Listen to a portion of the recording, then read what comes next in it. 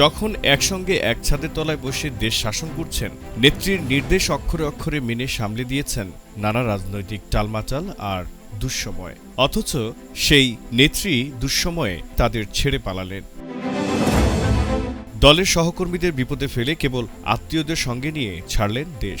বিন্দুমাত্র আঁচ পেতে দিলেন না সর্বক্ষণের ছায়াসঙ্গীদেরও। জানলে হয়তো নিজেদেরও নিরাপদ আশ্রয়ে সরিয়ে নিয়ে যাওয়ার একটা সুযোগ পেতেন তারা।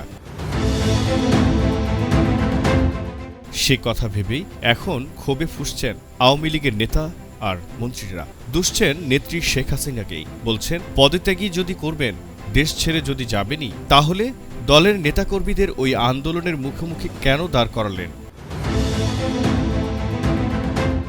বাংলাদেশের প্রথম সারির সংবাদ মাধ্যমগুলোর বরাতে জানা যাচ্ছে, শেখ হাসিনা যে সোমবারই পদত্যাগ করবেন এবং দেশ ছাড়বেন, তা খুনক্ষরেও টের পাননি তার ঘনিষ্ঠ আর নেতামন্ত্রীরা। তার সরকারের মন্ত্রিসভার ৬ সদস্য এবং আওয়ামী লীগের কেন্দ্রীয় কমিটির ৫ নেতা নিজেরাই একথা জানিয়েছেন। তারা বলছেন, হাসিনা যে দেশ ছাড়বেন তা সোমবার দুপুরে বিভিন্ন সংবাদ মাধ্যম থেকেই জানতে পারেন তারা।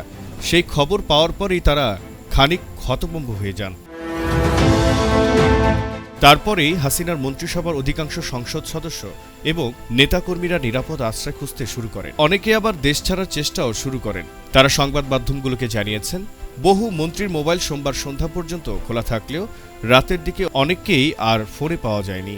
এদের অনেকেই নিরাপদ আশ্রয় বা দেশের বাইরে গিয়েছেন বলে মনে করছেন অনেকে।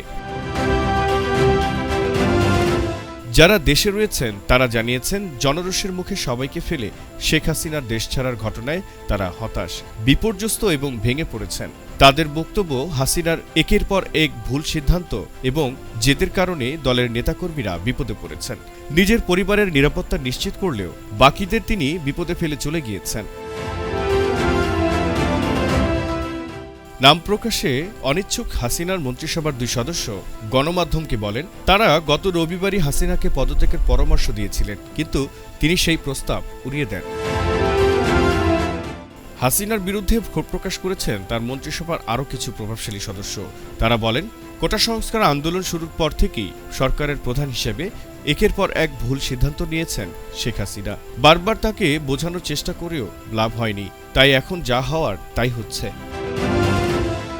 নাম প্রকাশে অনিচ্ছুক আওয়ামী লীগের আরও ৫ সদস্য গণমাধ্যমকে জানান, শেখ হাসিনা দেশে থেকে যদি জেলে যেতেন তাহলে হয়তো তার দলের কর্মীরা এতটা বিপদে পড়তেন না।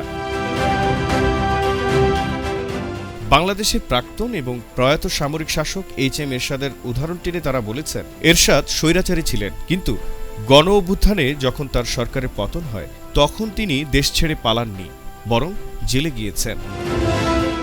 আওয়ামী লীগের নেতাকর্মীরা সেই উদাহরণ টেনে বলেছেন, মুক্তিযুদ্ধের নেতৃত্ব দেয়া দল আওয়ামী লীগের নেত্রী এমন করবেন তা কোনো মতেই মেনে নেওয়া যাচ্ছে না। জহির আহমেদ, সক্রিয় টিভি।